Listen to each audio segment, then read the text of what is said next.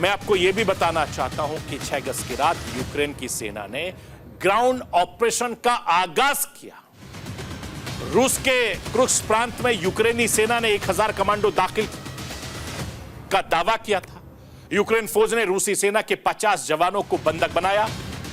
क्रुस्क में मौजूद रूस के मिलिट्री बेस और हथियार डिपो पर कब्जा किया। हालांकि रूस की जवाबी कार्रवाई में यूक्रेन के 100 सैनिक मारे गए थे। मैं आपको यह भी बताना चाहता हूं कि 30 महीनों की जंग में जो अब तक नहीं हुआ उसे यूक्रेनी सेना ने कर दिखाया। यूक्रेन के इस हमले के बाद रूस अब पूरी तरीके से बौखलाया हुआ है। रूस ने पलटवार भी कर दिया है। रूस ने विमानों के कई मिसाइलें दागी हैं जो यूक्रेन के शॉपिंग मॉल पर गिरी हैं, जिसमें करीब 9 लोग की मौत हो गई। इसमें पहले यूक्रेन की सेना के रूस के एक अन्य हमले को नाकाम कर दिया। यूक्रेनी सैनिकों की घुसपैठ के बाद रूस ने कीव पर भीषण पलटवार किया। रूसी सेना ने कई ड्रोन अटैक लॉन्च किए। यूक्रेन का दावा है कि रूस की ओर से छोड़े गए सभी 27 रूसी हमलावर ड्रोनों को नष्ट कर दिया गया है।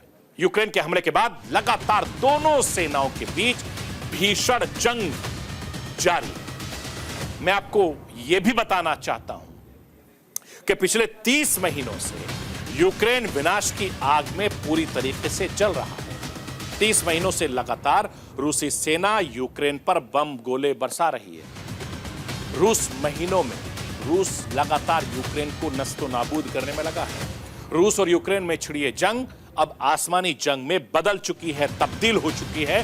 रूसी लड़ाकू विमान बमों की बरसात कर रहे हैं और रूसी यूक्रेनी शहर भीष्म यानी खत्म होते जा रहे हैं। अब ये जंग और ज्यादा खतरनाक होती जा रही है। जैसे जैसे दूसरे देशों का दखल इस जंग में बढ़ता जा रहा है, वैसे वैसे जंग और ज्यादा खतरनाक होती जा रही है। तीसरे विश्व युद्ध का महागठबंधन तैयार हो चुका है।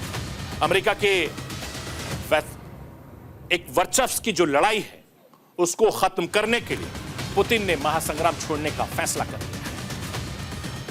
धरती के तीनों महाद्वीप पर तीसरे महासंग्राम ने तीनों मोर्चे को तैयार कर दिया। अब इन तीनों मोर्चे पर पुतिन गठबंधन के तीनों चेहरों पर तैयार हो चुके हैं। वो 3 चेहरे हैं रूस के। राष्ट्रपति पुतिन खुद, चीन के राष्ट्रपति शी जिनपिंग और नॉर्थ कोरिया के तानाशाह किम जोंग उन। यानी 19 जून को जब पुतिन नॉर्थ कोरिया के दौरे पर गए थे तो अमेरिका चिंता में क्यों था, यह समझ में आ चुका है।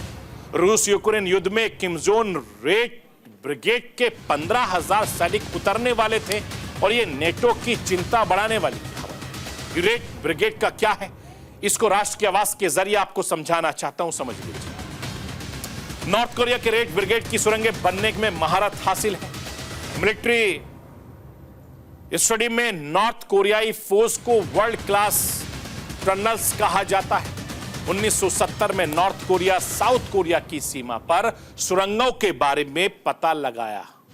नॉर्थ कोरिया ने सीमा पर 5000 से ज्यादा सुरंगें बनवाई थी और सबसे गहरी सुरंग धरती से 245 फीट नीचे थी और इस सुरंग में 1 घंटे में 10,000 सैनिकों को निकाला जा सकता। खुफिया रिपोर्ट के मुताबिक नॉर्थ कोरिया में 2 बस चलने लायक चौड़ी सुरंगें भी मौजूद हैं।